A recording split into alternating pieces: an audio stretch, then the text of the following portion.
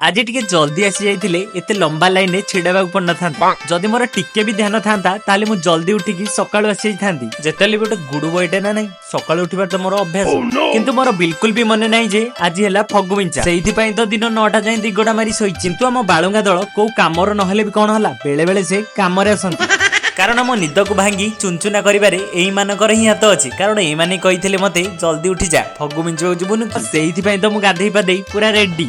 देखुनो मंदिर को बाहरची हेले चश्माटा लागि सल्लानी लाज बोली गोटे जिंस ना किंतु राजधानी रे चश्मा टू इम्पोर्टेंट एईटा नहले मामू केते बेले जे मामू घर बुलेबा को नै जिवे बिल्कुल भी जणा पड़िबो। तापरे हेलमेट टाकू पिंदी आमे बाहर जाइतिलु हरिराजपुर आउ आम सुंदरी कॉल करी कहिथिले आ पुओ मु बाजाउची मो पई टिके अपेक्षा कर आउ चाखुंडा छ छाई रे तांको अपेक्षा रे ठिया हेई केते बेले जे टाइम कुआडे पळैला बिल्कुल जणा पड़ला। आउ भोग धरी मंदिर रे पहुंचले बेले को गोटे लंबा लाइन आउ कोन पई हम फगुमिंचा रे लेट हेगला सेटा आपण नेक्स्ट वीडियो रे देखि देबे।